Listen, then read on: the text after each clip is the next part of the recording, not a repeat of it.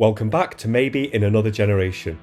I'm delighted to also welcome back home and away blue of over 30 years, Liam Wright, who will help us sift through the wreckage of that fateful 2012-2013 season.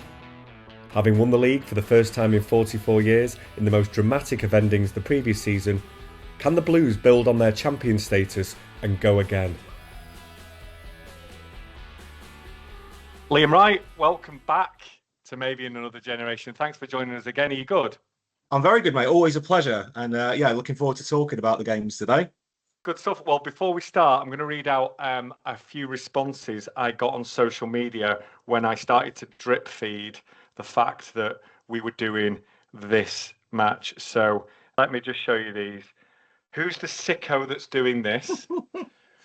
Which sick bastard offered to do this season? And then finally, are you deranged? So I think that is, I'm trying to sell a podcast here, but yes to all the above, I'd say. Yes, absolutely. This is a season that in me, 2-3 months doing this, nobody's mentioned about wanting to hear about it or wanting to do it. But actually, when you think about it, it is quite a fascinating season because there was a lot of change at the club. There was a lot of toxicity at the club, and there ended up being a big change at the club.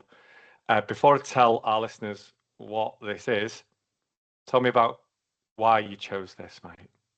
Yeah, it was a season where I don't know how many games there were, but I only missed 3 games all season, so I went home and away Europe the lot. So I did quite a lot this year. So you are a sicko.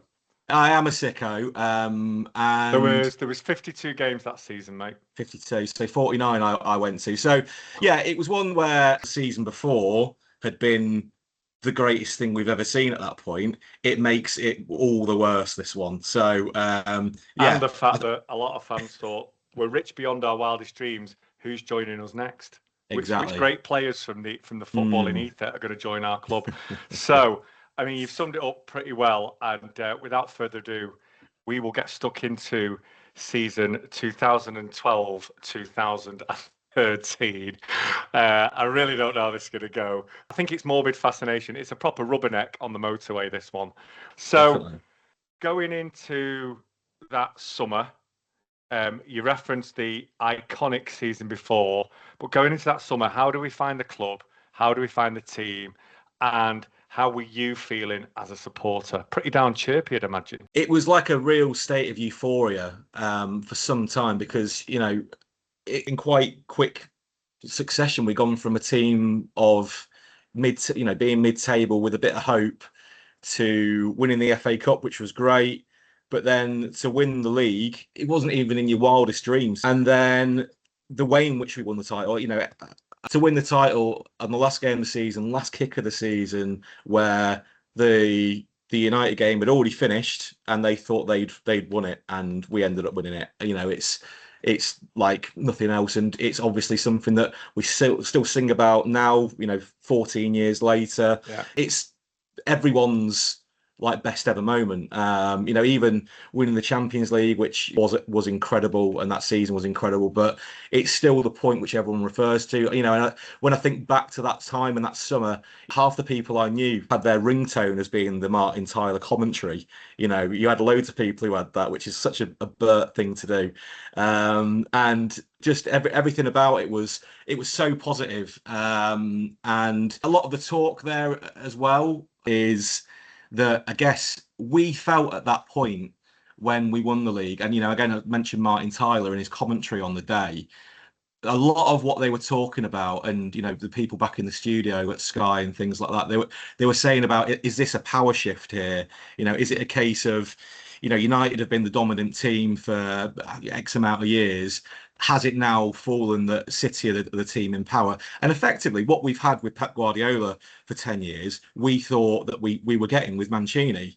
Yeah. And that didn't turn out to be the case, as we'll go on to in the next hour or so. You're right. Because there was a lot of, this is a changing of the guard. And we'd built up to that from the FA Cup semi-final, the 6-1, the Aguero moment, which was just a couple of months before, and people thought that the Aguero moment was the final piece of the jigsaw to us overtaking United. And at that point, we had overtaken United, and people thought, oh well, with a bit of reinforcement and a bit of ambition, which our owners clearly have, Yeah. we'll just gradually ease away from them and Mm. the rest of the pack now.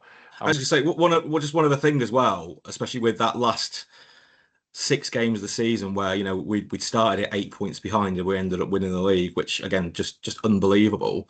But I think a lot of City fans would say that an issue that had dogged the previous season was that Tevez wasn't available for like probably 7 months of the season. Mm, He came back in, and I mean, I was at Norwich away that famous 6-1 game, and watching Tevez and Aguero play with each other, you just thought, fuck me, this next year when they get a pre-season together, it's just going to go from strength to strength, because it felt like we only really hit our straps right at the end of the season.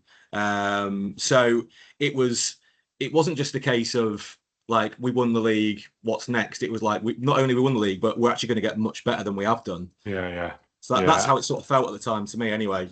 yeah. So, and that's like, you're right. The fans were euphoric. There was a real sense of ambition and optimism. The team was a really strong first 11 with some really good subs. But I think the phrase I kept hearing at the time was, "We've got our foot on their throat. Now let's finish the job."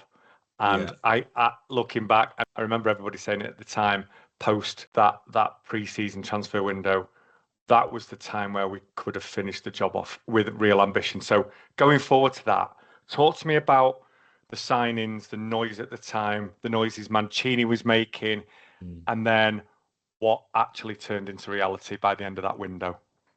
Yeah, I think there was quite a bit of maybe naivety from the club generally when it came to what to do. Because yeah, a lot of fans were thinking, you want to buy the better players when you're in a position of power, and we were in a real powerful position. And it looked like our nearest rivals to us really were United because they came second to us, and their back four were getting a bit old. They had to sort of parachute Scholes in halfway through the season. It was probably as old as I am now, So, they still had Giggs in the team, and yeah, it just felt like they were sort of a spent force, really. But yeah, I mean, I think looking back on it, it was quite clear that Mancini always felt like we needed a few more numbers in midfield. And then you've always, at the end of a season, you've got to look at, well, who's going to be the main players going forward. And I think even though he'd been a great player for us, I think it was quite clear that De Jong wanted to move on to pastures new. I think he'd been a real key part of us winning the FA Cup, but then just a bit of a, people tend to say super sub when they talk about a goal scorer coming on, but he was like our super sub shoring up the midfield with 15 minutes to go. And he didn't go until the very last day of the window. It was clear that they didn't see much of a future for him. So yeah, we obviously needed at least one, maybe two midfielders. Now I know, like the rumours were that we were interested in Eden Hazard and Daniel De Rossi, but it just felt like I don't know if we were like looking to do it on a budget. I think there might have been even as early as then. There might have been some half an eye on FFP. FFP as it was. Yeah, Yeah. yeah, you'd imagine so. But yeah, I mean, so we ended up getting Jack Rodwell, who I think was quite, warm received as far as a signing goes because he was a good footballer, and when he did actually play in this season, he actually looked pretty good. However, it was so few and far between because of his injuries Yeah. that it sort of felt like a waste of money. And he's hit him, and we brought in Scott Sinclair as well as the winger, and them two almost became like the symbol or the poster boys of English players shouldn't go to City. And I felt like that narrative was leveled against us for years until until Calvin Phillips took that reign. But there was like a Yeah. long, whenever anyone came, whether it be John Stones or Raheem Sterling or whoever it was, like players that have been really successful for England, but you'd always have pundits or ex-players saying, well, just look at what happened to Jack Rodwell, look what happened to Scott Sinclair, as like sort of sticks to beat City with almost, that they didn't really get a decent chance at City. But, Scott Sinclair, it just felt like it was somebody, it was like probably plan D. a player that we could bring in. Which going back to our original statement, when you've just won the league, Yeah, and you're entering into yet another Champions League campaign, yeah, Jack Rodwell and Scott mm, Sinclair, yeah. it's not looking good at this stage. And then No. we had some other players join us again that absolutely reeked of second or third choice. Yeah, I mean, again, going back to players that wanted to probably leave, Stefan Savic was one of those. We sort of had a swap deal with him and Nastasic, who came into the team and actually did all right that season. I But didn't mind him. Yeah, I didn't mind him as a yeah, player. I thought he was but good. like longevity wise, he ended up playing like third or fourth fiddle to quite a few players in the next season. And we brought in Javi Garcia, who it's a tricky one with Garcia because I think I tend to try and remember the year after this where Pellegrini, when he yeah was under brilliant, he stepped in it, at centre half. He was yeah just there for us. yeah he was great in this, especially in the second half of the season. Yeah, had to play at centre half sometimes, and actually you think about those games when we won the title under Pellegrini. There was a lot of them where it was him that played instead of Fernandinho, which obviously he's a club legend, Fernandinho. So yeah, I think Garcia ended up having a decent-ish career at City, but the first season just looked so off the pace, looked slow, and he just didn't look like an improvement to the team or the squad at all. I think you'd really be struggling to find any City fan at the time that could say positive things about Javi Garcia. No, I So mean he was so slow, and in the yeah, Premier League, unless you are absolutely world class, if you've not got pace, then it's not for you. And that's no, why his best games for City ended up at centre half. I mean, I remember, the mm, Yaya Toure Palace game, the day Stevie G slipped the following season. yeah, yeah, Him and Martin D. Michaelis were centre halves. He was just incredible. The one where Vinny got sent off at Hull away after yeah, we yeah, just yeah, played Barcelona. yeah, yeah, He went to centre half. He was mm, incredible. But as a midfielder, and mm, all these players, they're all right. yeah, But all right isn't what City fans had attributed to Khaldoon Al Mubarak, to yeah, Sheikh Mansour. Do you know what I yeah, yeah, mean? yeah, yeah, And yeah. and I felt sorry for them because Scott Sinclair, as well as being average, Scott Sinclair was guilty of not being Eden Hazard. Do you know what I mean? Mm, yeah, Javi Garcia was guilty of not being Daniele De Rossi. We were an mm, absolutely balls deep for Van Persie and we didn't get him. But worse so, he went yeah. elsewhere and that absolutely killed us.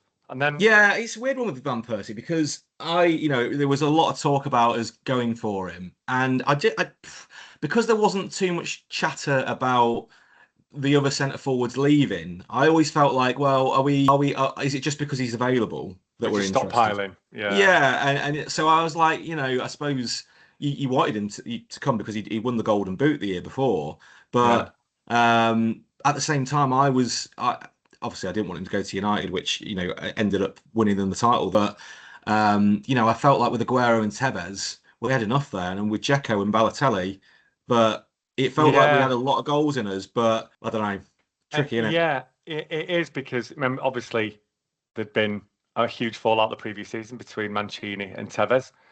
And as Mm, much as he came back, you could tell it wasn't an easy relationship. And there was no. some talk of Tevez exiting.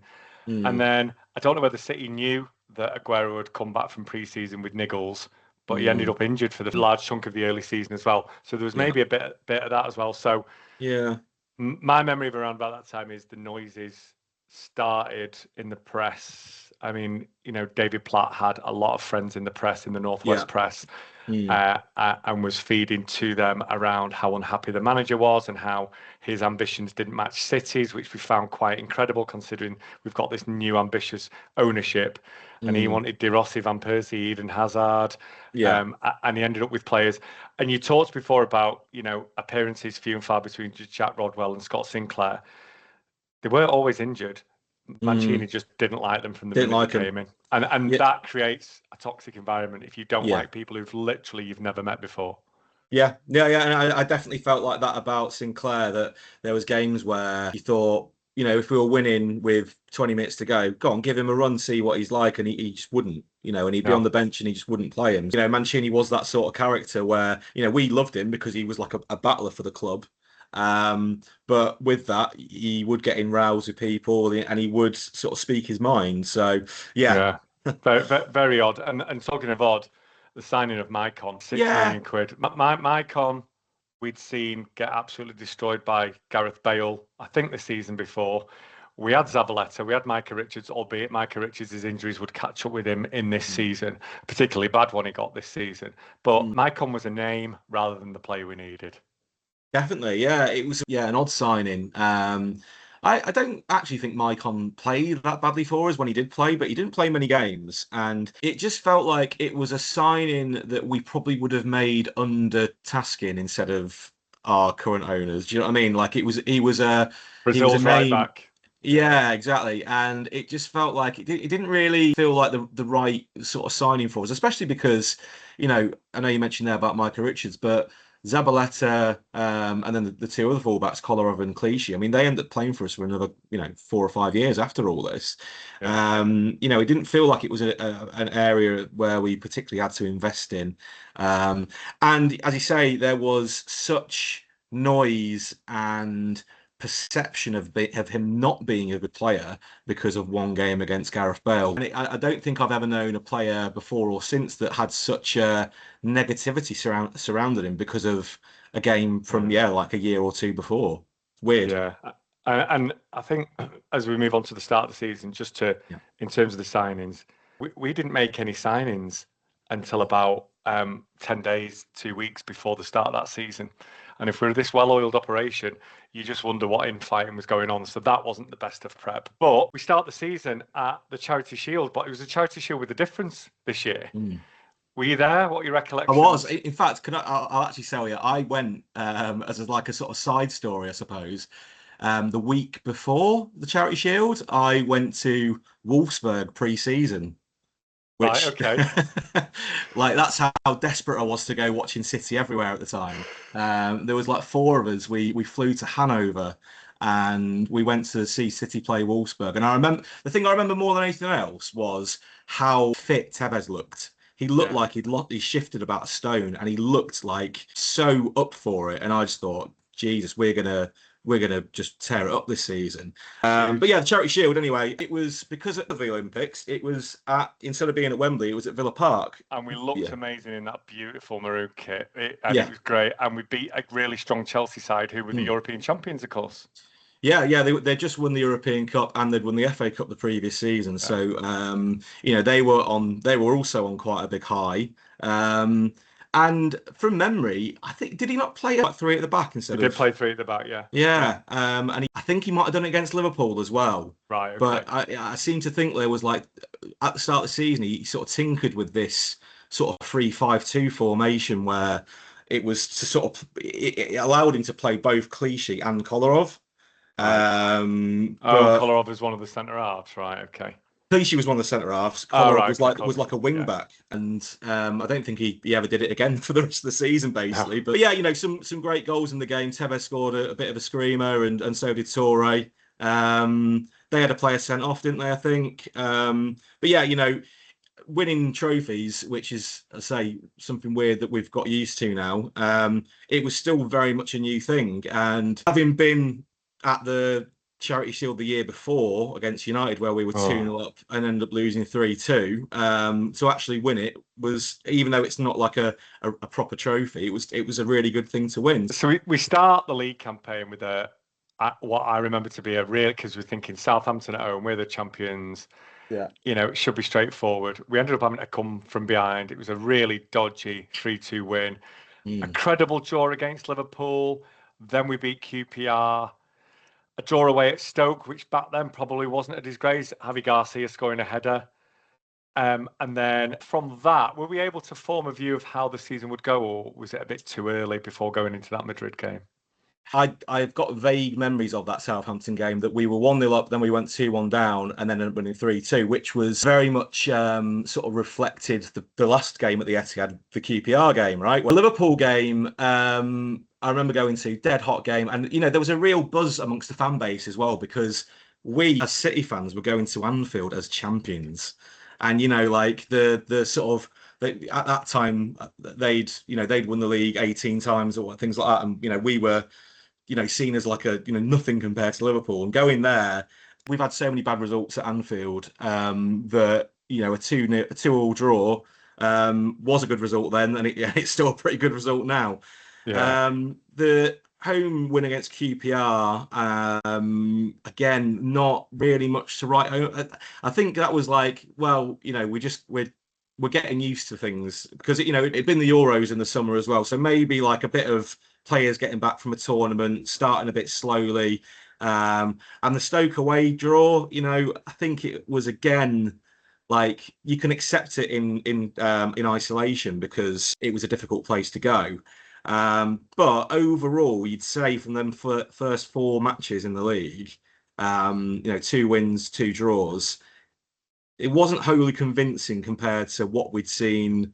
All the Yeah. enthusiasm that I mentioned before about Tevez and Aguero playing together, and the sort of strength the side showed, like at Newcastle away back in May, didn't really feel like that was there at this point. So it was, but you felt like we could still, it could still come together. Yeah, it's still early days, yeah. And then Yeah. as part of the Champions League campaign, we get the hardest game out of the way. We go to Madrid, wearing that god awful black and grey striped shirt that I fucking hate. I fucking hated. But actually, we put in a decent performance. We're 2-1 up with 5 minutes to go. That's how decent the performance was. And then, needless to say, head loss, and we end up losing.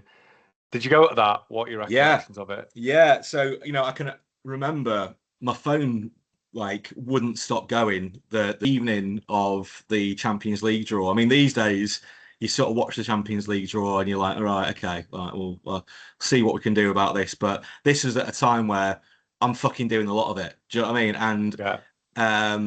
getting Real Madrid, Borussia Dortmund, and Ajax. So you go into Amsterdam, you go into Madrid, you go into Dortmund as well. I mean, Dortmund's a bit of a shithole to be honest, but we had a great time when we went. So it was like, good God, we are like all this is real. We've arrived. We have arrived. Yeah, even though we'd been in the Champions League the year before, I went to Villarreal and it was great, but they're still like seen as like a second tier Spanish team, aren't they? Whereas Yeah. these three teams that we were playing against and ourselves, we had all won our leagues the year previously.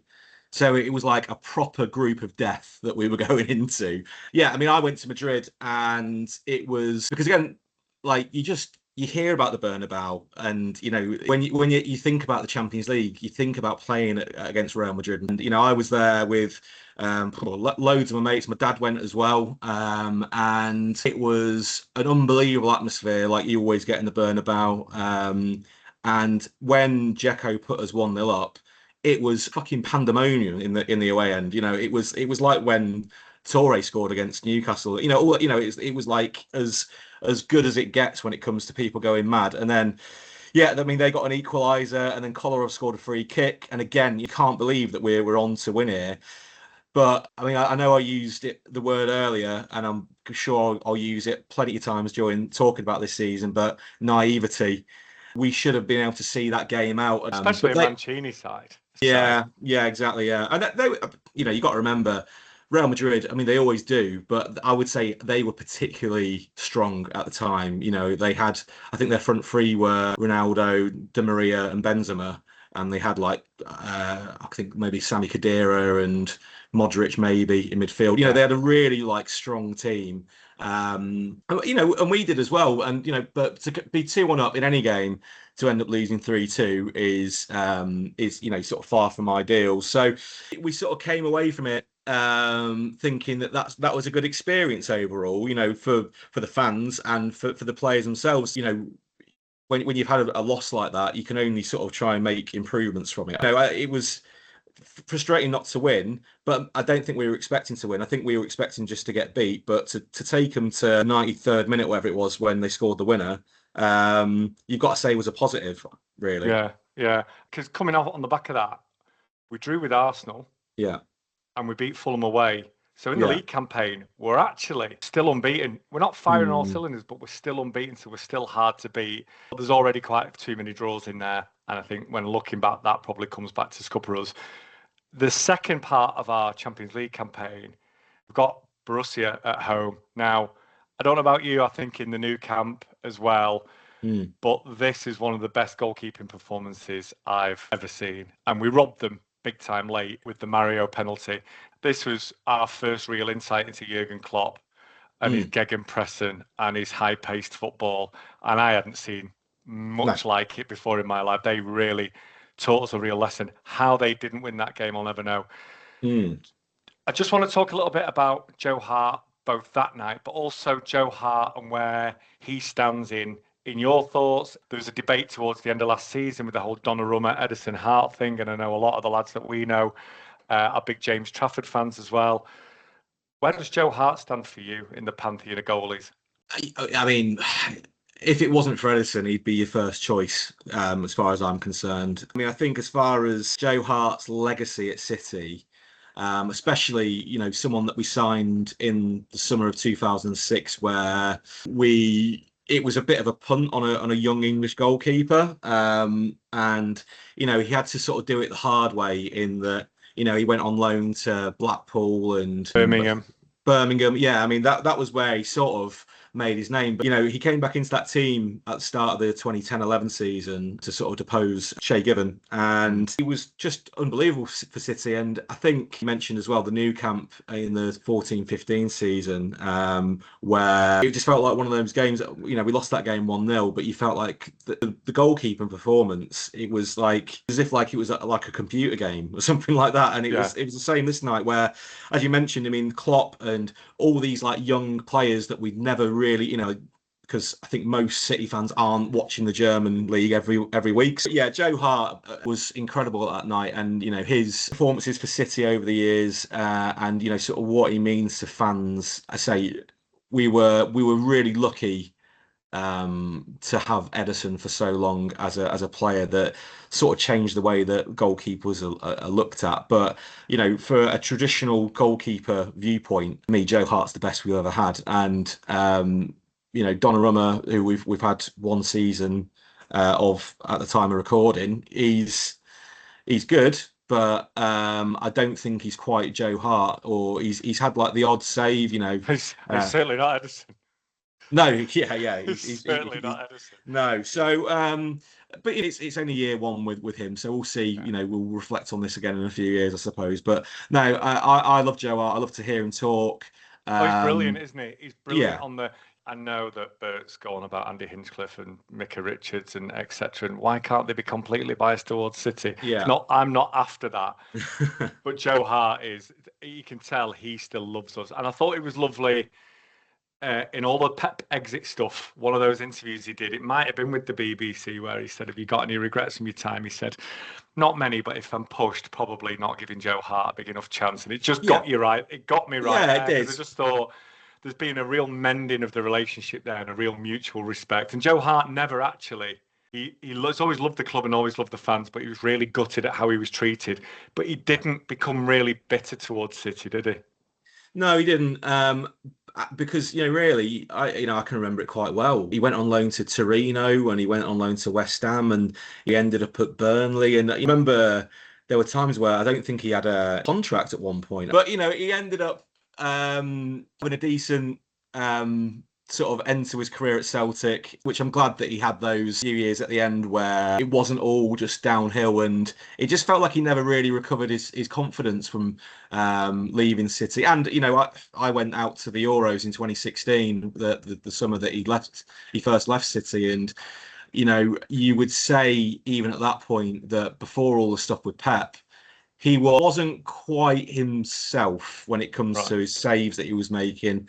I think the goal that England conceded against Wales, you could probably point towards Joe as it wasn't low down to his left by any chance. It was low down to his left, but he's got so much credit in the bank without being overly biased about City. He sort of holds up the City flag when he's on TV, but without being insufferable. Do you know what I mean? So yeah. Back in the league, we're actually going into late autumn, and believe it or not, as much as we're talking down the season, we're still unbeaten. We've got a comfortable home win against Sunderland. We've got Swansea were beaten very late on, Carlos Tevez. What's the interesting fact about that game, Liam? About that Swansea home game? Well, I'll give you two things I could tell you. Okay. That is the other league game of the season I missed because I was on a UK based stag do that day. Right. It was also the day that Micah Richards' career basically ended. But Well, go on, what yeah, were you going to tell me? at that point, it was the longest ever Premier League game. The longest ever Premier League game. There was 13 minutes added on Right. Okay. What is because, that? Because of Richards got injured.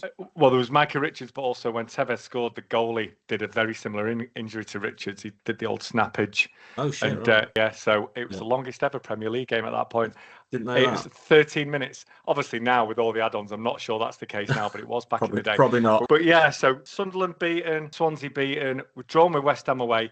Shock horror, we actually beat Spurs at home, having come from behind, and Yeah. we thrashed Villa 5-0. I love that Villa game because it was my oldest daughter's first ever game. It was when Carlos Tevez celebrated. Yeah. He's just been banned from driving.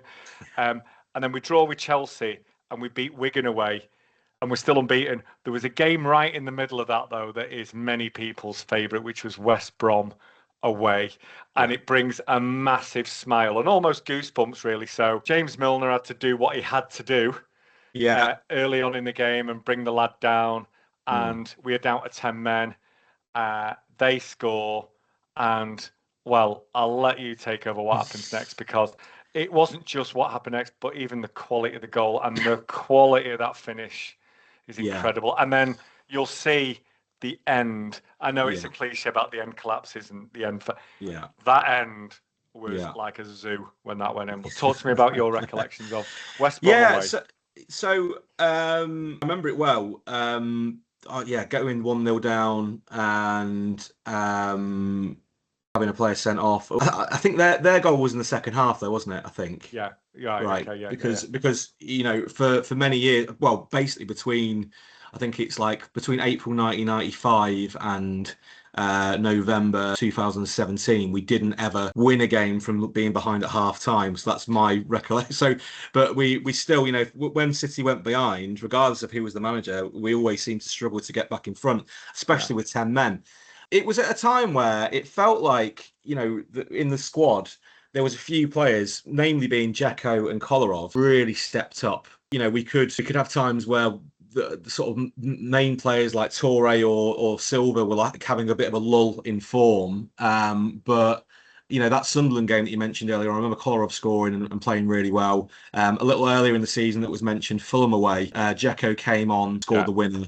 And this was another one where, you know, it's a bit back to the walls for a bit. Dzeko comes on, scores a great header, and then the last minute of the game, we get the ball out from a corner. I think they had a corner. Kolarov plays it up to Aguero, crosses it over, and yeah, I mean, he fires it into the bottom corner. Dzeko for the winner, first time. And not only are we not used to winning games from being behind, but we're not really that used to scoring last minute winners that often.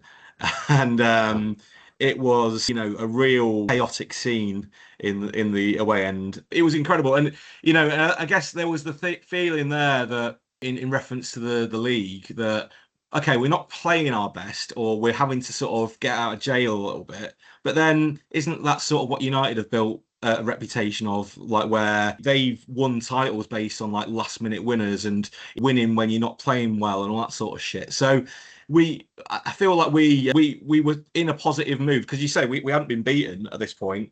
Performances weren't convincing. There was games like that where we were still winning, which was great. I remember you mentioned there about West Ham away. That was probably the first game of the season where I thought, because we drew there 0-0, and it was a really dull game. Don't remember anything happening. The only thing I can remember from that day, I remember being in a pub before the match, and a mate of ours called Carl, who supports Chelsea, was caught on TV picking his nose on the. Well, that should stand out from the entire game. That's the only thing about the whole day I really remember, like seeing, oh, Carl, look, there's Carl on TV with like Chelsea were playing Swansea away. And you just saw him with his fucking finger up his nose. I don't remember anything about the match. But yeah, and but that was the first time you thought, yeah, we're not at it. I just felt like, you know, it feels like it's different to last season because we're just not quite at it, you know, in comparison to last year. And even though there was obviously a downturn in results in the sort of February, March time of the previous season, it just felt like we were already there. And it's like, well, when's this going to, when are we actually going to start playing better here, even though we hadn't been beat? With that, that was the first time, because I remember like being on this coach and someone saying, yeah, but if we win all our games for the rest of the season, we'll win the league. And I'm thinking, you're fucking saying that in November. It's the first weekend of November, and you're thinking about that. Yeah. It just felt like that was a little bit of like one that got away from us. And that Chelsea game as well, where we drew 0-0 at Stamford Bridge. And you got to remember there was all sorts of nonsense going on at Chelsea at that point, because they'd won the European Cup a few months earlier with Di Matteo, who was like a club legend, had won them the European Cup. They sacked him midweek and brought in fucking Rafa Benitez, who was like hated by their fan base, right? Because that Mourinho and Benitez era of like a few years previous, it was really, I wouldn't say it's like City bringing Klopp in, because City fans like respect Klopp, whereas Chelsea fans hated Benitez, and they brought him in for this game, and we played him, and you're thinking, this is a great opportunity for us here to get a great win away at Stamford Bridge, one of the top teams. And it was like a bit of a non-event of a game. We didn't really create anything. I think we might have had a header towards the end, but it just felt like more points dropped. Again, we haven't been beaten, but at some point, these games which you should be winning, that's going to be a difference between winning the league and not, basically. So yeah. And actually, that Villa game I mentioned, where we beat them 5-0. We went top for the first and only time that season. And then obviously we drew to Chelsea, and then we relinquished the top spot. But we went top for the first time, and we're unbeaten in 21 league games. So I get why some people were positive, because they're thinking, well, if we can do it with eight points behind with 6 games to go in the previous season, we're going to be all right here. At no point, though, are you thinking it's back-to-back titles at this point now? No, I don't know. It's tricky. I actually forgot that we'd gone back to the top of the league after beating Villa, beating Tottenham at home because they were a decent team as well. That was good. But that Villa game was probably, that and the Sunderland at home game, they were the only 2 matches that we had where you felt like we were convincing. And even though we'd gone top, how many games is that into the season? That's 12 games in, and you've not really had a convincing performance. There is the win, even though you're not playing well, sort of element to it. But you just feel like eventually that's going to catch up with you, like these poor performances. Yeah, you need to put a decent run together and a decent level as well. Around about that week, we appointed 2 people that went on to be 2 of the most important appointments in the history of the football club. Cheeky Begiristain and Ferran Soriano were appointed. What did you think at the time? Were people thinking, well, that's pretty good, Barcelona? Did they go straight to well, that means Pep's going to come at some point? Were people just pleased that Marwood, who oversaw a really terrible transfer window, were stepping aside? Were there any thoughts at the time, or did it not really matter because it was all about Mancini and the players? I remember thinking it was a good thing that someone that was associated with that Barcelona team, which probably still considered like the greatest club team ever, the one that Pep managed, and to have 2 people who were associated with that, it felt like something was going to be different. But then there was a lot of people talking about, well, maybe that lays the way for Pep to come at some point. I can remember being at Dortmund away, I think it was, and that was when it was announced that Pep was going to be joining Bayern the following year. Yeah. I remember my mate Chris saying to me, like, well, that's a bit shit, because surely part of getting these guys in was to try and get Pep. And if he's going to Bayern signing a 3-year contract, we've got to wait another 3.5 years for him. Yeah. I mean, it all worked out all right in the end, didn't it? But patient. So it was, I mean, you never expected sort of the legacy of both of them, and the sort of the group around him. Until this point, they'd not really made a lot of mistakes. So yeah. Apart from when we ran out of chips. Or was that before? I don't know. It might have been before then. I don't know. Well, we'll blame them. So we're going into early December and we're unbeaten, and we've got United at home. And I'll take my glasses off like my dad used to take his glasses off when he was delivering bad news. Yeah.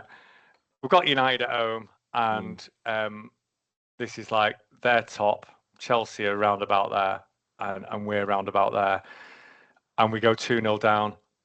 My recollection when we're going 2-0 down is we're still the better team, and that's not with my Burt tinted glasses on. No, we were much the better side, and we fought back with Zaba and with Yaya. I'll let you take up at the end, because when they equalised, it's like, great, we're still unbeaten. Great, they've not gone ahead of us by more points. Talk me through the last couple of minutes of that and your recollections of the game. And I think as well, like we had the momentum, Yeah. and you felt like there was. I think when Zabaleta makes it 2-2, well, there's probably like 5 minutes left, and you think, well, if anyone's going to get the winner, it's us.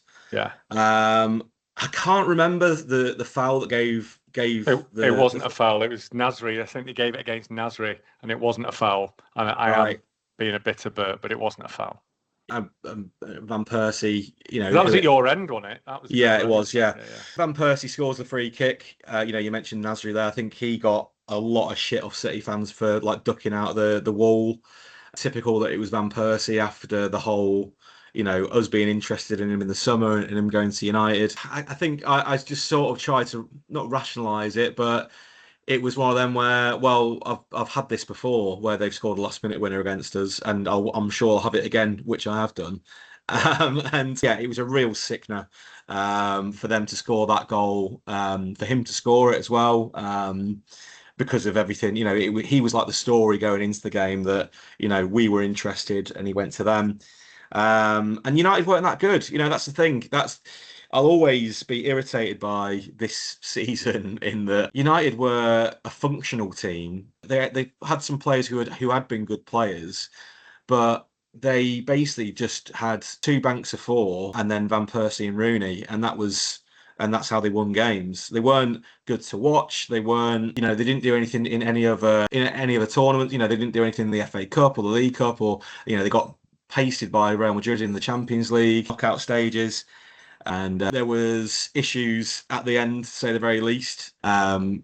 A fan ran on the pitch to attack. I think it was Rio, maybe. I think it was Rio Ferdinand got hit with a coin across his head. And like lighters as well. And then, he seemed to enjoy himself, and he ran over to the United fans. But the bit where it was down the middle, so we knew exactly what he was doing. Yeah. And then obviously we reacted badly. It was horrendous. But I think that was probably the first time I thought, I don't think it'll be us this season. And then we go into, because we've not covered off a lot of the Champions League, but I'll just round up the Champions League, which Can was I say one more thing about that as well? Just to go back to Joe Hart as well. Yeah. I remember City fans were going fucking mental because that evening after that game, it was the BBC Sports Personality of the Year Awards.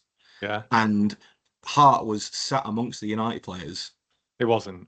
It was, right? And people were going fucking spare about like, Yeah, well, what about the time Ricky Hatton went and sat with the United players at a derby?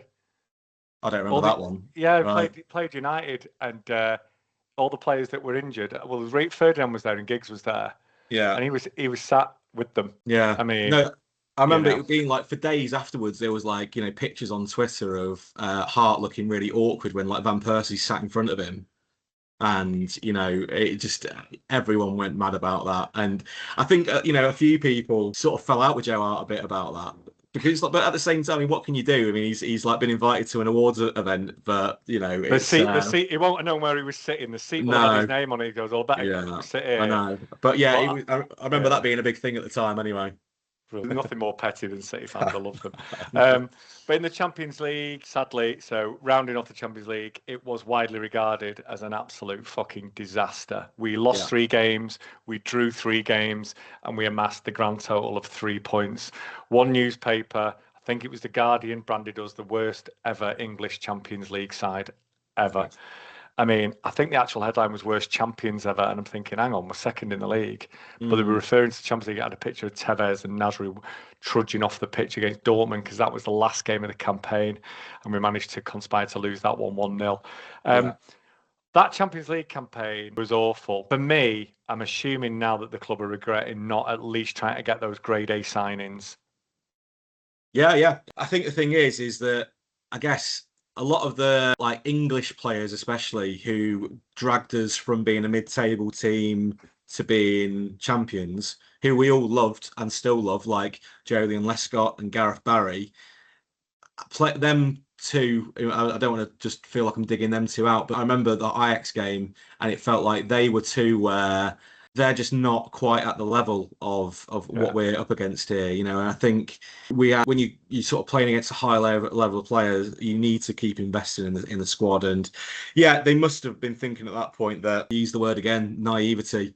Like, they was naive to think that a lot of these players that have played for us from in the same squad as fucking Benjani are going to be able to sort of play against some of the best young players in Europe. I mentioned earlier about Real Madrid. I mean, that was a really exciting and a great game to be part of, even though we lost. But Ajax was grim. We were shit, and that was pathetic, wasn't it? We were pathetic. The only positive I can say about that game is a mate of mine had someone be sick in the hood of his coat because everyone was that fucked in the away end. He had to just leave his coat there.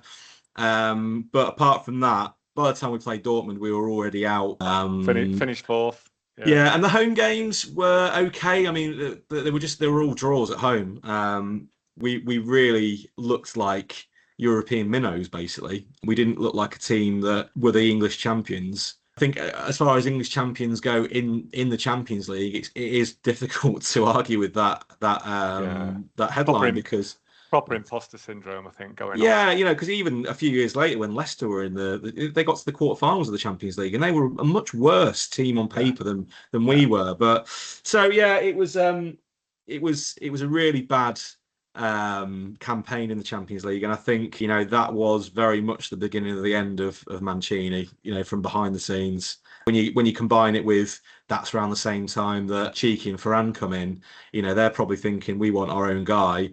And on the pitch, this guy's not motivating the team to sort of get out of this group, despite being the group of death and playing against three really good teams. But the performances weren't there. I mean, you're absolutely spot on. So when you think about it, he's already started off the season sulking. So he's in a mood.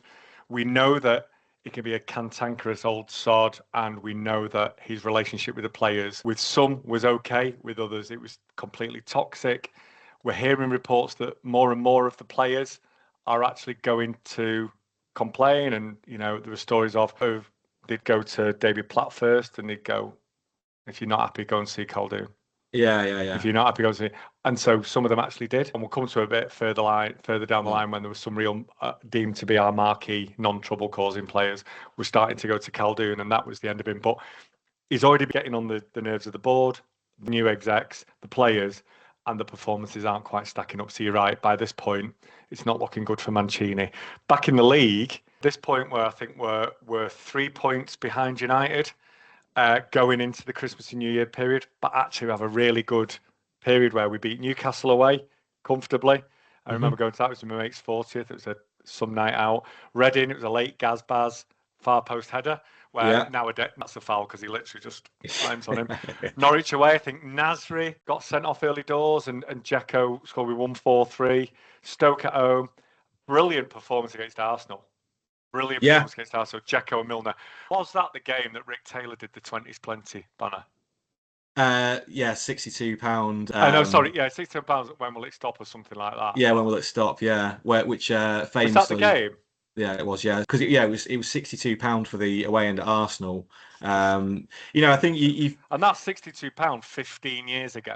Yeah. Well, that's it. I mean, you sort of take for granted now that we've had this £30 cap on away games for about probably like 10 years now. I remember the years before then, you know, Fulham and Chelsea and Arsenal, Tottenham, they were all like over 50 quid. I remember taking a piss. Probably about 10, 11 years ago. I remember saying to somebody about, oh yeah, I'll probably go to Goodison because it's only 45 quid. It's like, I know. That was some performance. Then we beat Fulham at home. And you're thinking there was an obligatory loss in there at Sunderland away, because back then we always used to lose to Sunderland away. And always by the odd goal as well. I can only think of two people who I remember scoring in front of me live in a stadium, Darren Bent or Don Hutchinson. It was Adam Johnson after going there. He did. I remember the goal. And so it was a great run. And we were 3 points behind. The problem was United kept winning, and after that great run, we found ourselves 5 points behind. So we didn't. They just keep winning, and The amount of games that they won by a goal margin, Yeah, they just won games, and he was the match winner of Robin van Persie. But yeah, more often than yeah, not that he was. Yeah, I mean the thing yeah, is, it's like when you go on a run like we did, as you say, all those games where you're winning the matches, you're expecting at some point them to drop points, and then when we do away at Sunderland, it just it annoying just because cripples us. Yeah, yeah, you feel like you got to start again on a good run.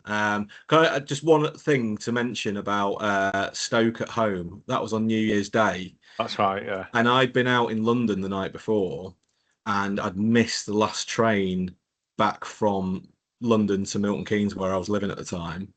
And I had an option. I could either pay about £300 for a taxi home, or I had to wait for the first train back from Euston to Milton Keynes. So I did that, and I was sat on the floor, and a policeman actually gave me, like one of them sort of silver, like quilts that they give to homeless people.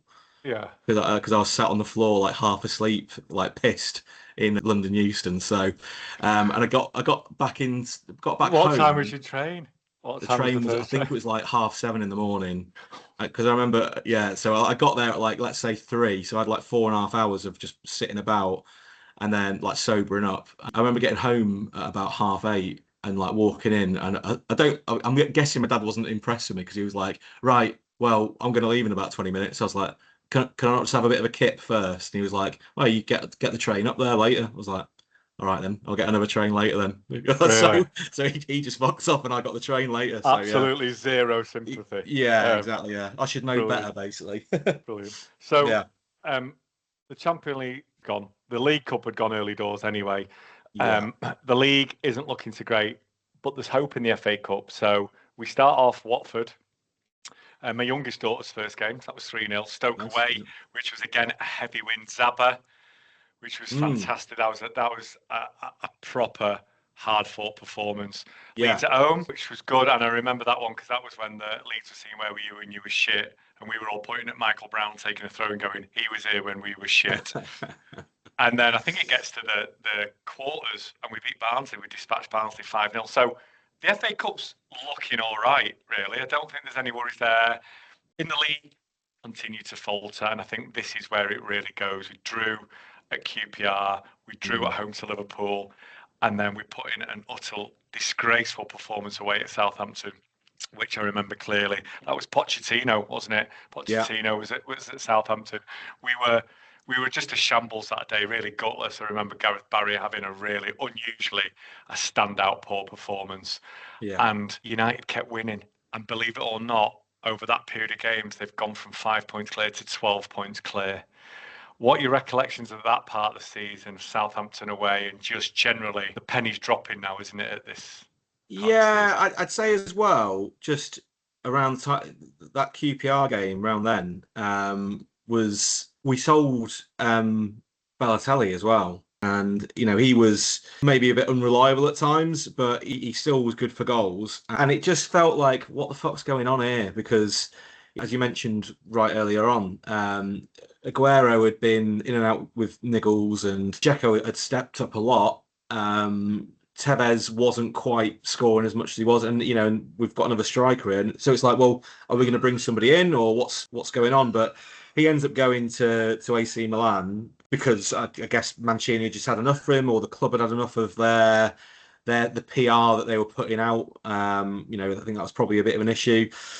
That Liverpool game, again, we weren't great. I mean, it's known for that goal that Aguero scores where from a really Yeah, tight angle. But yeah, apart from that, and Liverpool weren't up to much either at the time. Southampton away, that felt like it's completely gone now. I think we were 2-0 down at half time, and I remember thinking, oh, 2-1 maybe. And I remember thinking, well, we can still win this. I remember saying that, and I can't remember who I was with at the time, but they looked at me as if I had three heads about the thought yeah. that we could get it back.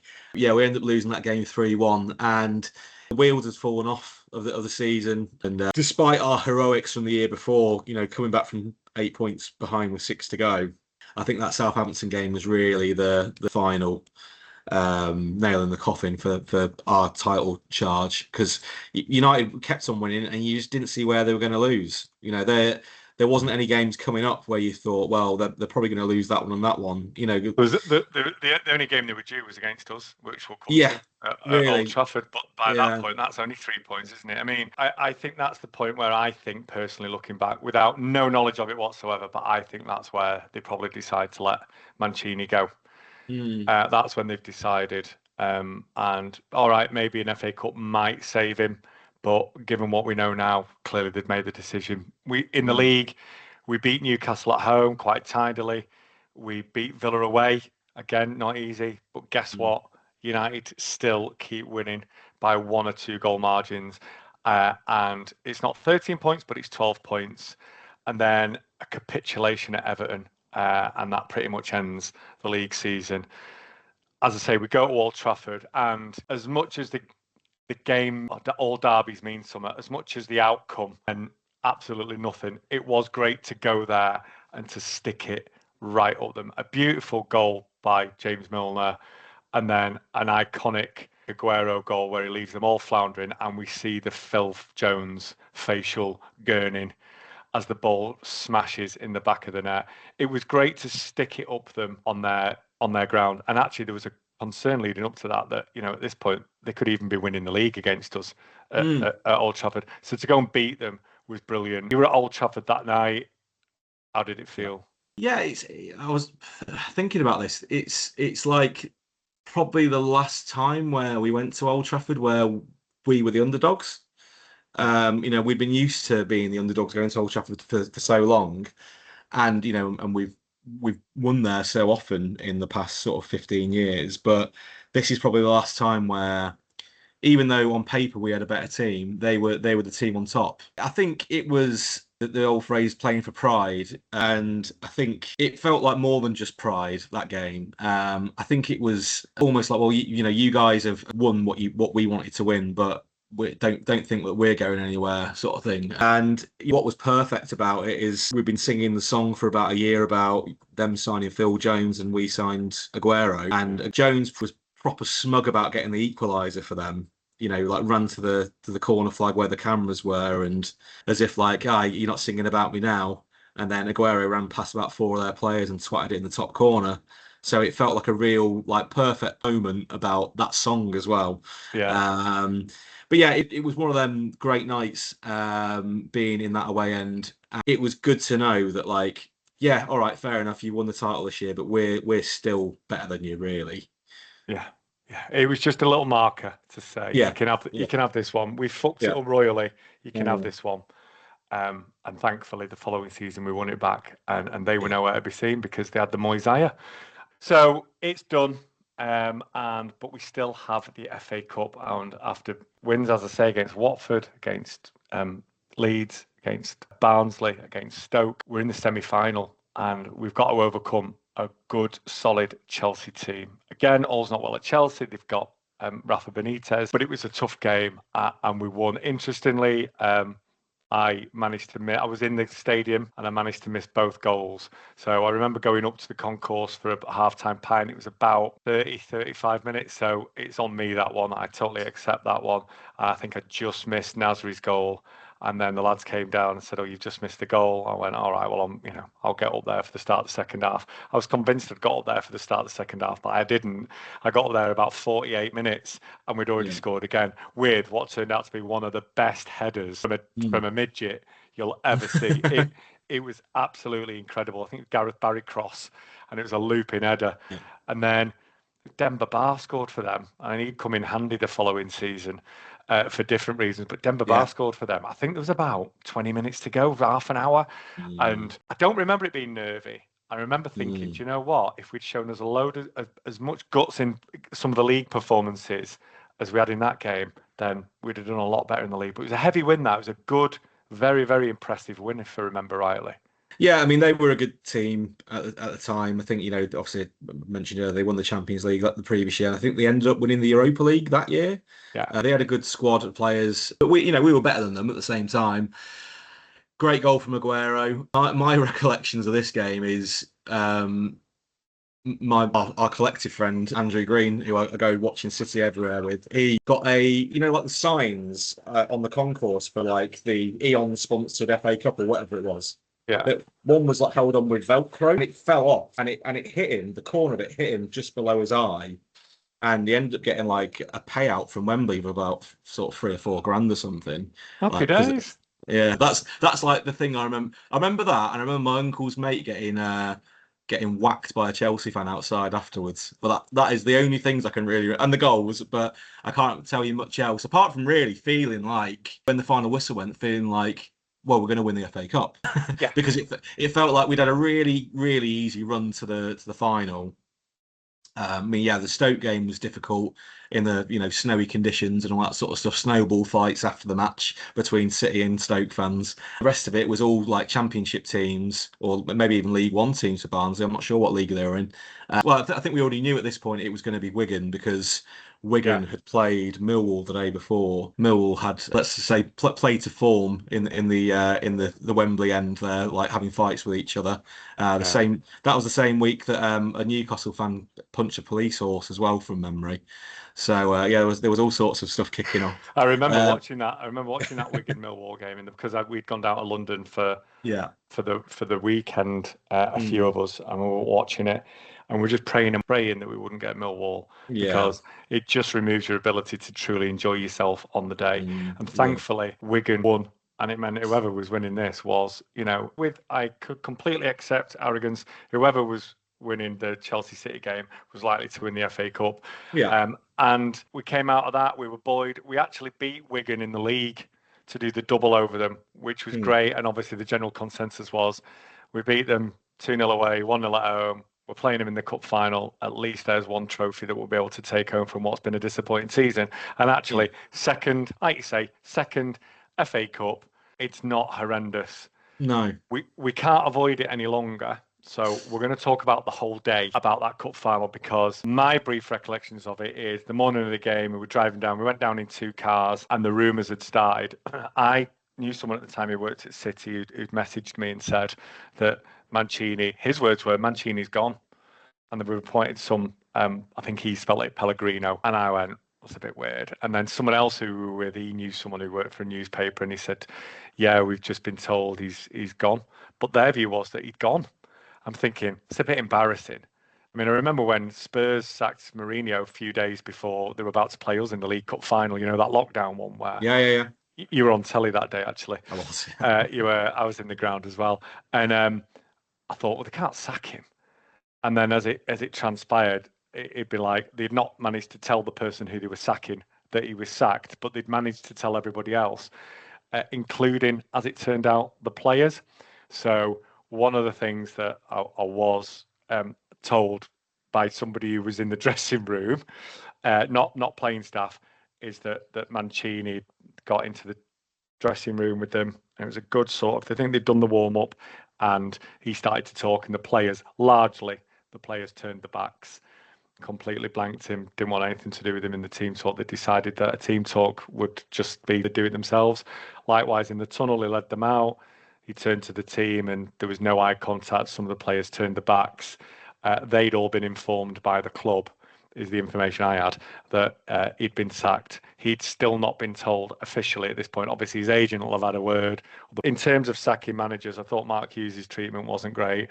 If all of that is to be believed, then that's a shocking way to do it. And again, the same happened at halftime, where there wasn't much said in the dressing room at halftime because the players knew, Mancini knew, and the fans. It was really toxic. It was a horrible dark. This was before the heavens opened, but it was a dark, cloudy day. It was shit. It was miserable, and all I could hear was, "You can stick your Pellegrini up your ass." There was Bert on Bert, so there was Blues fighting Blues. The only silver lining for me is that somehow our mate's brother-in-law had got us near the Royal Box at Club Wembley, and I was actually sat in near the Royal Box, and I was just drinking champagne from the second I got in there. I was told to calm down at various points. I was just drinking free champagne for the entire time, but there was a collective head loss. That was my recollection of the day. What about you, mate? So what back then, again, because I was living an hour away from London at the time, a load of my mates used to stay with me for the weekend for Wembley. I can remember at least two of my mates, Green and Mallard, got the train down on the Friday night, and we went for a drink in my village that I lived in. And I remember looking on my phone at about 10:30, because that's usually like, the next day's sort of briefings on Twitter, Yeah. isn't it? And I remember like looking around that sort of time and seeing that there was a lot of credible journalists talking about Mancini like being out the door. And just thinking that's bollocks. Like, that ain't going to happen. Because I think, even though we've spoken about here about this is probably when Mancini, when they knew that Mancini wasn't the guy, but amongst the fans, he was massively popular. He You tore the know, banner down. He tore the banner exactly. down. He won He us was our so, first trophy in 35 years. He won us exactly, our and first league title in 44 years. yeah, He was the one. you know, he'd only signed a new contract in July 2012, so he'd only signed a 5-year deal to stay at City 10 months Yeah. earlier. So the thought of him going, you just think that's not going to happen. Like, what you said about Hughes, that was um, we didn't manage that No. situation from a PR point of view very well. And no one was asked us that he was going anyway because it was Mark Hughes. But with Mancini, I didn't think that we would be sacking him. And there wasn't anyone where you thought like, well, if Mancini's going, let's get this guy. And there wasn't anyone Yeah. like Yeah. the obvious candidate for it. Yeah. So I remember like getting home that night and just thinking that's bollocks. Waking up in the morning, looking on my phone, and it just continuing like, yeah, this Yeah. is like, if Mancini is managing the team today, this will be his last game. And you're just thinking, what the fuck? Oh, Getting to London, and I remember having a drink and then getting the tube over to Wembley Park. And as you mentioned, like the weather, I don't know why the weather always just sticks out in my mind about this day, but yeah. it was like a really horrible, like windy, grey. And Yeah. it was as if like the wind was circulating around the ground, and you just felt like everyone was fucking angry about what was going on. Yeah. And one thing that, when we get a load of shit about not being able to sell out semi-finals and things like that, people forget that for that final, we had about 60,000 fans there, didn't we? Like, Oh, because yeah. Wigan Yeah. like sent loads of tickets back, and Yeah. we took them a lot. We had like 2/3 of Wembley that day. Yeah. I think it's the most a club's ever taken to Wembley, apart from Tottenham, obviously, when they played there. I just felt like everyone was angry, and that's the only time I've watched City in the top tier at Wembley. And whenever I suggest it since, Green always turns to me and says, "We're not fucking doing that because of that, because of this one game. I will never sit up at the top deck at Wembley with him because of that game. We'll always be behind the goal because of that game, right?" What one of my mates, when we walked out, one of my mates turned to me and said, I'm never fucking setting eyes on that shower of shit ever again. I could see his face. His face was going to burst. I've Yeah. never seen anyone so fucking angry. Because in amongst all that, we just didn't turn up, did we? The players didn't turn up. And probably No. part of what I've said maybe plays into that. Yeah. Joe Hart's playing. Pantilimon had played in every game. Do you know what I Yeah. mean? There was a whole heap of weirdness. I was pleased he played Joe Hart, but it was just like the players weren't happy about that, and it was just weird. And there was rumours that you're now talking David Silva and James Milner were going to Khaldoon and making their thoughts clear around the manager. So it's like, right, okay. It was just awful. And then Ben Watson. Yeah. As I say, I mean, we hadn't played well, but you're getting into the 90th minute and you're just thinking, well, come on, we've got a better group of players here. These guys, which we've not really mentioned when it comes to Wigan, they were fighting for their lives in the league. Yeah. And they had a game like a few days later where we had nothing to play for. This is our Against last. Arsenal, they were playing Arsenal away. Yeah, that's right. Yeah, so they must have had their minds like thinking about the next few days, because you'd rather win the FA Cup and get relegated than not win the FA Cup and stay up. Yeah. But Yeah. at the same time, if you don't know what your future, what your job is going to be in 3 months' time, that does change a bit, doesn't it? You've got to be thinking about like how if we don't win on Tuesday, is that going to affect my wages? Is that going to, do I have to look somewhere else? Do I have to move to a different country? All these sort of things. So you're hoping that when it gets into the 90th minute and they get a corner, you're thinking, let's just see this through and we'll somehow get it into extra time, or it may be even penalties. I remember going in and you're just thinking, fuck, this is a real low. Like you can't compare it to anything else because it's not like getting relegated, because relegation is much worse, but you know that it's coming. We've been on this ride for a few years where things just got better and better. And even though we'd had a poor season, the actual feeling of losing a cup final, especially, sorry, for my age where I wasn't born when we lost in 81, for a whole like sort of younger generation of City fans, we just had no idea how it felt to know what it feels to lose at Wembley, because it's a fucking great place to win, but it's an awful place to lose. Yeah, you haven't developed that coping mechanism just No, yet, had you? no. Yeah, So, yeah. and as you say, I remember the goal going in. Zabaleta got sent off, as you said. I remember walking out the ground, and I've never known rain like it. No. It was like end of the world rain, apocalyptical. And I think the thing is as well, we'd prepared ourselves to have like a big night out in Camden to celebrate and all this sort of stuff. And we got out of Wembley and we were just so flat. And it was really like peeking into the unknown as well, because it was quite clear that Mancini was going to go. What that meant for the players, the club, like because we didn't know anything. And we knew that Pellegrini had managed Real Madrid, but we didn't really know much about Pellegrini. We didn't know after the previous summer of spending, which we spoke about right at the start. You're just thinking, what fucking direction is the club going under? And all those sort of slight concerns you had about new people coming in like Cheeky and Ferran, you're thinking, what's going on? Especially when it's all a bit rumours, and it wasn't like Khaldoon said we're going to get rid of him, but don't worry, everything's going to be all right. We got that 3 weeks later, but Yeah. walking out Wembley, you were just thinking, what the fuck's going on? So it was a confusing time because we just didn't. Yeah, it was something new. Yeah, the only other bright spot other than me on being on free champagne is that we'd met up with one of our mates, Stan, don't you? Yeah. Stan with the killer. So he'd met us down there, and he was staying with us, and he was dressed for it was part dressed for a night out, part dressed for the match.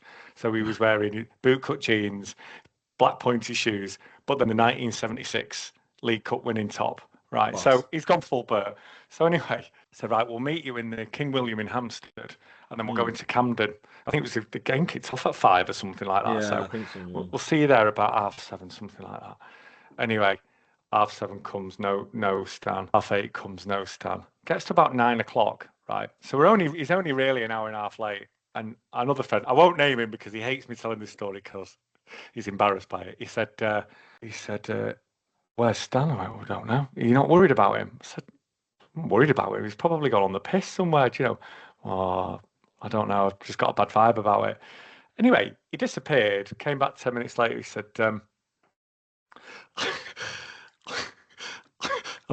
I've just phoned Wembley police station. Oh, right.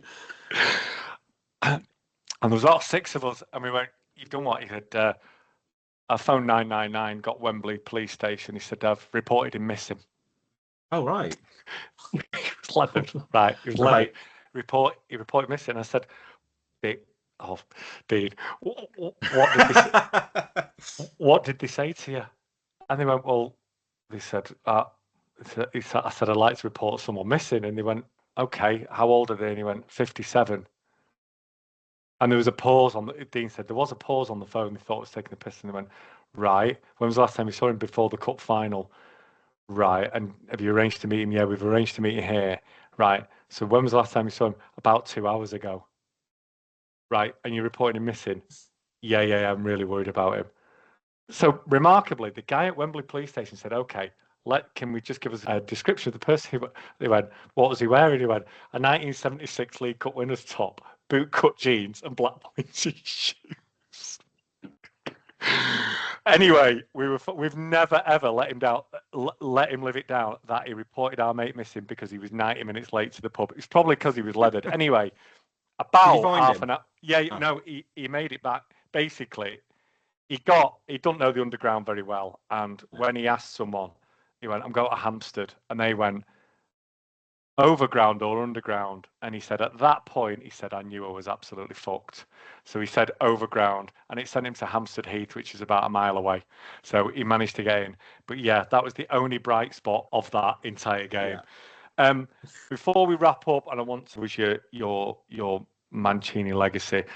There was a brilliant away game at Reading away. It was phenomenal. It was an unbelievably good performance. We won 2-0. It is now that iconic Brian Kidd picture of him sat staring at the empty seat next to him. Yeah. My standout from that is and I said this on the Blue Moon podcast about a couple of years ago when it was City games against Reading. It was the best opposition goalie performance I've ever seen. It was by Alex McCarthy, and he saved about 11 or 12 shots. We genuinely could have won 10-0. It was like the players, it was their way of saying, we're free now, we're happy. It was a brilliant performance. Did you go? Yeah, I was there for that. Weird, wasn't it? The fans were City fans were incredible that day. Yeah, had they already been relegated? I think. Yeah. So there was their last home game of the relegation season at midweek, and again the weather was shit. Bit of a weird sort of vibe to it, I'd say, like as far as the atmosphere goes, and City fans holding up the Grazie Mancini banner. It was a memorable one in that it was very unique to something that I've never sort of had before or since.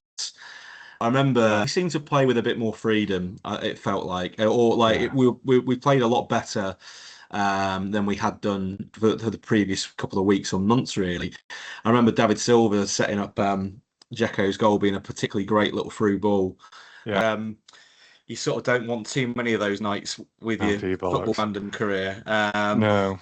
And the last game of the season against Norwich. Oh, painful. Well, Jack Rodwell appeared and scored. Scored twice. Yeah. Rodwell was brilliant. Not many other positives. I remember it was this game where Kolarov ended up getting in a row with some of the fans as well. Yeah. I think it was that game where he someone said something to him when the ball was going out, and he sort of reacted to it, and there wasn't a great feeling. I think that the Reading game, it was a bit of it's like Mancini's wake, if you will. People sort of celebrating him because he wasn't there, but then the Norwich game was a bit of especially because we realization. Yeah, and a bit of where are we? What's going on, and why have we made these choices? I mean, in hindsight, all these years later, looking back and talking about it, you can see why the writing was on the wall with Mancini. But at the time, because of his popularity amongst the fan base, it was just really disorientating almost that he was gone. So weird. Yeah, weird. So finished second, 11 points behind them. We drew 9 games and we lost 6. So to not win 15, then it was never on. Shambles of a cup final. So I won't ask you to sum up the season because I think we've done that pretty well. But Roberto Mancini, someone who I love, someone who's never been given the spotlight by City. City do things so well now. I mean, all right, it's different for Pep because Pep's the greatest of all time. But we do things so well in terms of saying farewell. Yeah. I hope one day they do it for Mancini. What do you think Roberto Mancini's legacy is at Manchester City? Well, I completely agree with what you're saying there as well. I think it was probably tricky for the next few years as, Pellegrini came in. Not sure if there was bad feeling between Mancini and Cheeky or whoever. You tend to hear Khaldoon sort of when he mentions the time under Roberto and Pellegrini, he always speaks quite warmly of it. Because it didn't feel like Khaldoon had an issue with Mancini, really. Yeah. Well, basing on interviews that you listen to. But I'd like to think that he would be able to have a day where we have him on the pitch, because I think it's quite sad that we never got that. I mean, the fan base will always look at Mancini more favourably than Pellegrini, but we've had Pellegrini back managing against us a few times, so I think he's always welcome to come back whenever he wants. But Mancini's legacy, as you mentioned earlier, he was the guy that tore the banner down. He was the right man at the right time to come into City, where the club were, where we'd spent a lot of money on a lot of different players, really talented squad, but we just needed a bit of steel. We needed a bit of the old Italian catenaccia, as they call it, because I think one of his phrases was, you build a house from the bottom up, not from the top down. Yeah. Under Hughes, we definitely had a sort of a top heavy style of team almost, where we could score goals, but we always looked like conceding. And I think Mancini was the start of making City the club they are today. That first league title and the way in which we won it, he was the manager when we won the title, and we won the title in the most unlikely in a 90-minute game that you can ever imagine. It gave us the greatest day of our lives. Yeah, greatest day of our lives. And I think the sort of the effect that has, like the reverberations of that have been going on since is, I know it's a really cheesy thing to say, but the song, like, we'll fight to the end. Like, we're never out of it. And I think to have that mentality, which we've seen with United and Liverpool over the years, I don't think every club has that sort of, we can still score a winner, or we can still get a draw or whatever. And I think all that, he was at the helm when we got that. And turning, I wouldn't say it's just down to him, it's down to a lot of people, but turning what is now the Etihad from somewhere that we played football after Main Road to being home, is a lot of that is down to how Mancini made it feel at the time. I think Pep's obviously been the main guy. We love Pep, but Mancini's a second behind Pep as far as the emotion that you feel towards someone, in my opinion, anyway. I'm sure other people. I think he's the second best City manager in my lifetime. Yeah. As you say, you'd love him to come back and have his foot out the blue carpet and let him have his time in the sun at City as well, wouldn't you? So I hope that happens. Yeah. I've loved walking through this season, despite the fact that there was a lot of misery, a lot of toxicity, but it needed talking about before we end. It's an interesting season. Of course it is. Absolutely. Yeah. Before we end, I've got 3 quick fires for you. A little bit of a quiz. Who was named City's Player of the Season? It was Zabaleta. Correct. Who made the most appearances for City that season? I'm not sure about on the field, but I think Hart probably would have been more. Pantilimon was his number 2, and I can't imagine him not. I think Hart played every game, but on the pitch, I imagine Silva or Yaya. So Joe Hart was second with 45 appearances. It was Carlos Tevez, 47. Oh, right, okay. Right. He did say he was looking lean. Yeah, he was, yeah. Yeah, it was Tevez 47, Joe Hart and Edin Dzeko 45, Toure and Zabaleta on 42. And final question, who was City's top scorer that season? Slight trick question, because there's 2 of them. Well, if he played all them games, I'd imagine Tevez, and I'd still probably say Aguero as well, or maybe Dzeko. Yeah. Correct. Sadly, it was only 17 goals in all competitions, which is pretty poor. Yeah. Liam Wright, I knew we'd have you back on because the first one went down so well. It's been brilliant again to chat to you. Thank you so much. No worries, mate. And enjoy the rest of your day. Take it easy. You too, mate. I'll speak to you soon.